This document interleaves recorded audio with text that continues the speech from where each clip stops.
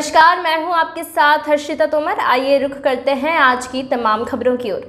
महाकाल विस्तारीकरण को लेकर कलेक्टर आशीष सिंह ने चर्चा के दौरान बताया कि महाकाल विस्तारीकरण के प्रथम चरण का कार्य आगामी 15 फरवरी तक पूर्ण होने की संभावना है।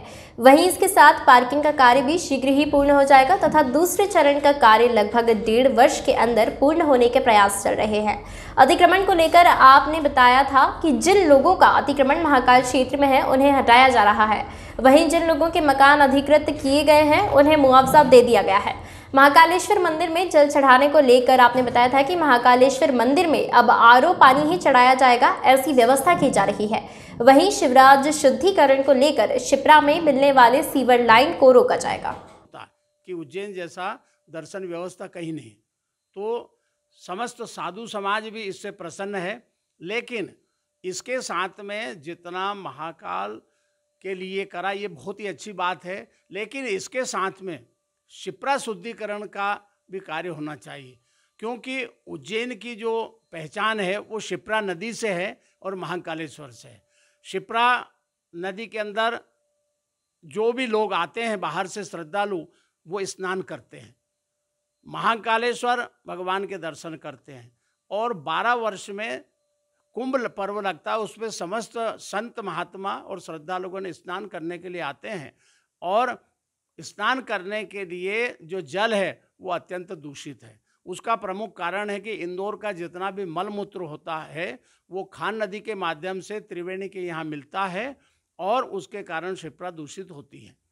प्रशासन को ये चाहिए कि यहाँ पर त्रिवेणी से एक कालियादे महल तक खुली नहर बनाए, ताकि जितना भी गंदा पानी वो निकल जाए और देवास के अंदर जो फैक्ट्रियों का जहरीला पानी शिप्रा में मिलता है उसे रोका जाए, तो शिप्रा पूर्ण रूप से शुद्ध हो जाती है और देश विदेश से जो लोग आते हैं वो अच्छा सोच लेके जाए, शिप्रा में स्नान करें, क्योंकि शिप्रा मोक्षदायिनी नदी है। इसमें स्नान करने का विशेष महत्व है।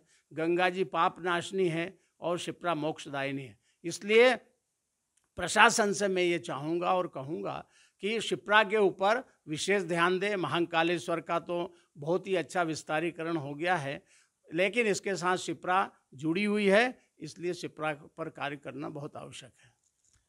तो आप देख सकते हो हमारे बीच में रामादल अखाड़ा के अध्यक्ष महंत डॉक्टर रामेश्वर दास जी मौजूद थे। उन्होंने काफ़ी अच्छा सुझाव यहाँ पर जिला प्रशासन को दिया है कि जो महाकाल विस्तार योजना के तहत जो कार्य उज्जैन में चल रहा है उसमें प्रदेश के मुख्यमंत्री शिवराज सिंह चौहान की प्रशंसा की है। यहाँ के जिला प्रशासन की प्रशंसा करते हुए एक मोक्षदायिनी माँ शिप्रा मैया की शुद्धिकरण को लेकर भी उन्होंने एक सजेस्ट किया है कि वास्तविकता में जहाँ से त्रिवेणी और कालिदिया महल पर के लिए जो रास्ता जाता है उस मार्ग को यदि खुली नहर के लिए बनाया जाएगा तो जो इंदौर से आने वाली खान नदी का जो गंदा पानी है वो मोक्षदायिनी नदी में मिलने से बचेगा और स्नान करने के लायक माँ शिप्रा मैया का जल हो जाएगा। और यही जल बाबा महाकाल को चढ़ाएंगे, ताकि शुद्ध जल यदि चढ़ाएंगे तो उसका लाभ भी श्रद्धालु को अलग से मिलेगा। कैमरा पर्सन अमन गहलोत के साथ में जगदीश परमार की रिपोर्ट, उज्जैन। आएंगे और बाकी जहाँ तक बात है जल चढ़ाने की, उसके लिए जो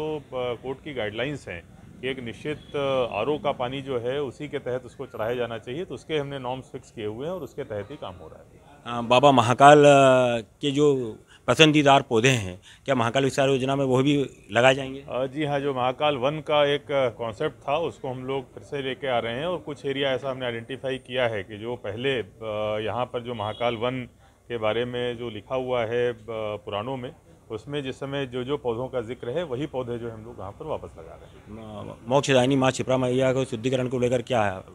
देखिए, शिप्रा शुद्धिकरण की जहाँ तक बात है कि उज्जैन शहर का जो सीवर का अभी सीवर मिलता है उसको हम लोग पूरी तरीके से ख़त्म कर रहे हैं। अगले 5-6 महीने में टाटा की योजना के साथ में उज्जैन शहर का एक बूंद भी जल जो है वो शिप्रा में नहीं मिल पाएगा। जहाँ तक खान नदी की बात है, चूँकि खान नदी से पानी मिलता है आके, तो उसके शुद्धिकरण की जो बात चल रही है, आज एक टीम भी भोपाल से आ रही है, बहुत जल्दी उसका कोई न कोई निराकरण करके हल निकाला जाएगा।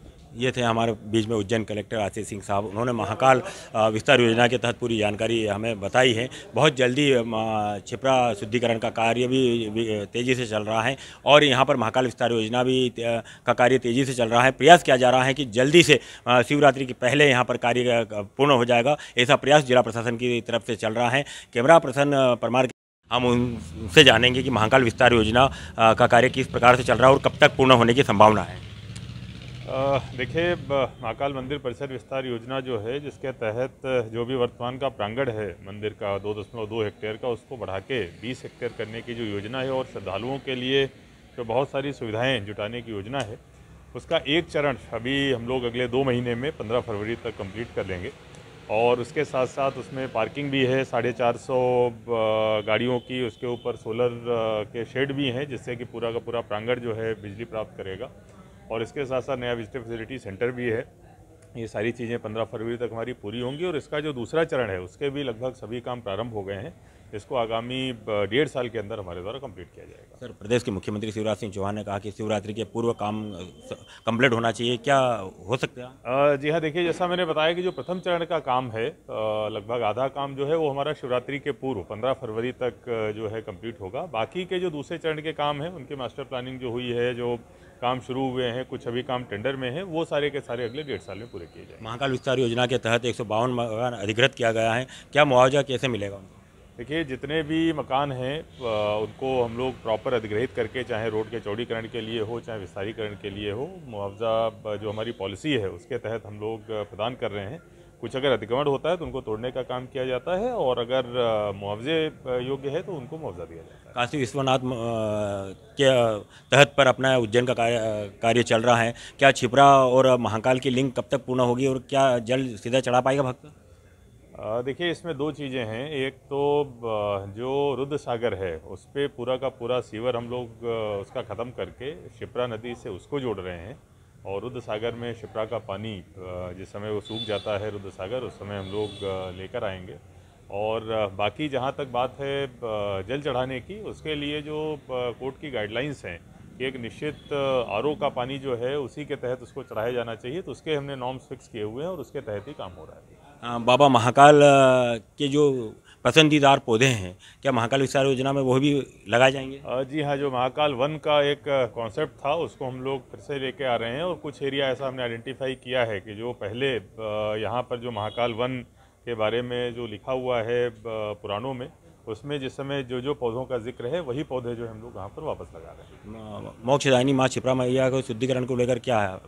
देखिए, शिप्रा शुद्धिकरण की जहाँ तक बात है कि उज्जैन शहर का जो सीवर का अभी सीवर मिलता है उसको हम लोग पूरी तरीके से ख़त्म कर रहे हैं। अगले 5-6 महीने में टाटा की योजना के साथ में उज्जैन शहर का एक बूंद भी जल जो है वो शिप्रा में